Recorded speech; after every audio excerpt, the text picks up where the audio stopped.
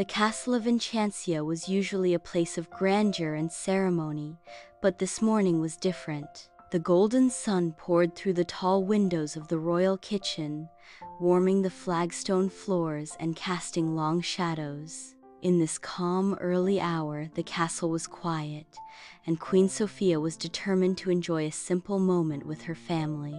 Queen Sofia hummed softly as she bustled about the kitchen, her lavender gown tucked up under a simple white apron. The kitchen, usually bustling with chefs and bustling maids, was theirs alone for the morning. Today, she wanted no formalities, just laughter, flour-dusted smiles, and the comforting scent of warm bread. On a wooden bench sat Elara, her chubby legs swinging happily. At just 1 year old, she had inherited Sofia's bright smile and Leo's mischievous twinkle. She watched her parents with wide, curious eyes. Prince Leo was at the large wooden table, sleeves rolled up, kneading a ball of dough with focused determination. Though he was a prince, he had always found comfort in the simple tasks of the kitchen. Sofia watched him work, her heart full. "You're getting quite good at that," she teased, brushing a wisp of hair from her face. Leo glanced up with a grin. "I'll have you know, I learned from the best chef Andre himself."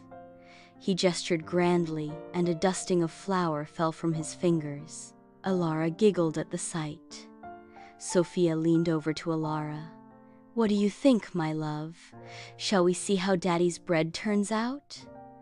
Elara squealed, clapping her tiny hands. Sofia laughed and kissed the top of her head. She loved how Elara's giggle could brighten even the simplest morning. Sofia gathered the ingredients for their next dish, warm oatcakes drizzled with honey. She measured out the oats and flour, showing Elara each step. "This is flour," she explained gently. "It makes the oatcakes nice and soft." Elara reached out, her tiny fingers grasping for the wooden spoon. Sofia laughed and handed it to her, watching as she tapped it against the table in delight. Leo joined them, wiping his hands.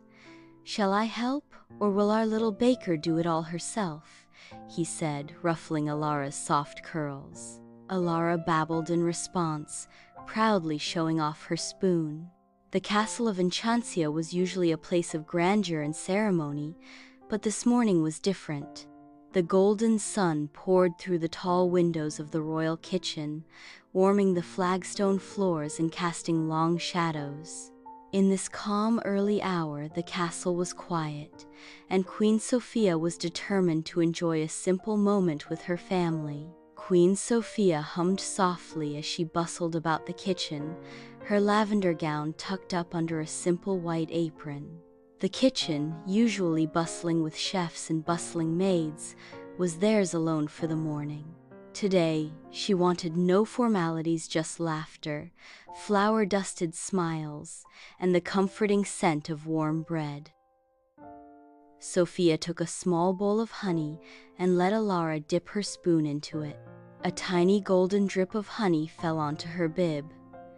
"Oh, you're a sticky little honeybee, aren't you?" Sofia said, gently cleaning her up. Leo chuckled.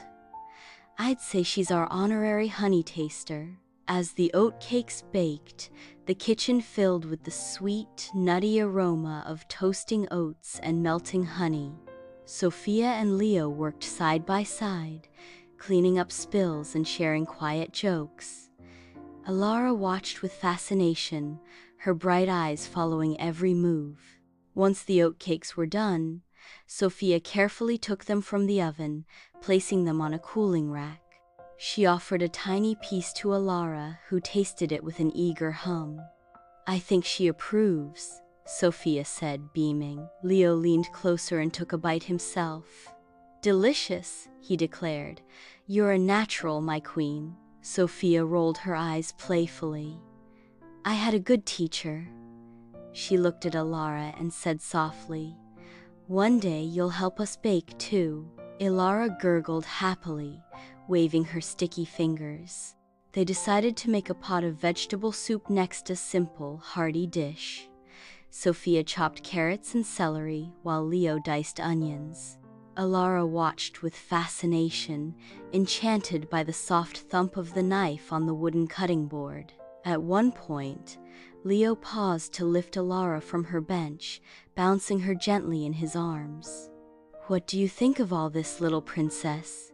he asked. Elara squealed and patted his cheeks with sticky hands. Sofia laughed. "I think she's telling you to taste test everything." Leo nuzzled Elara's soft curls. "That's fair. It's important to ensure everything is perfect for the queen and princess." Sofia stirred the soup, its savory scent filling the air. She dipped a spoon and tasted it thoughtfully. "It needs a bit more salt," she said, passing the spoon to Leo. He tried it and nodded. "Agreed, but it's already wonderful." Elara watched, entranced, as Sofia carefully added the final pinch of salt. "There," she said, "perfect." When the soup was done, they sat together at the wooden table, bowls steaming before them. Elara was nestled in her high chair, a tiny spoon in her hand. She dipped it clumsily into her bowl, more soup ending up on her cheeks than in her mouth, but her delighted smile was worth every mess. Sofia wiped Elara's cheeks gently. "You're the happiest little soup monster I've ever seen." Leo took Sofia's hand across the table. "Thank you," he said softly, "for this morning, for making something so simple, so special." Sofia squeezed his hand. "There's nothing I love more than this, the three of us together." The morning passed in the warm glow of laughter and shared stories. After their meal, Sofia held Elara close, swaying gently as she sang a soft lullaby.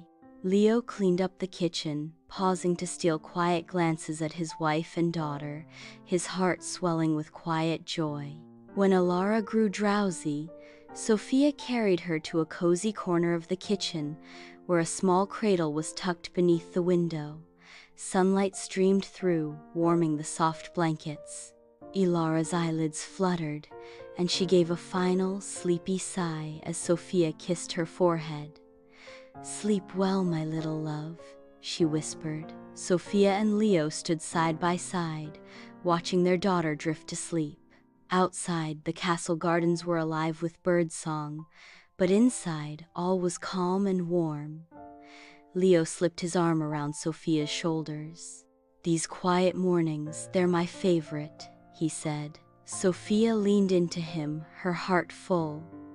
"Mine too.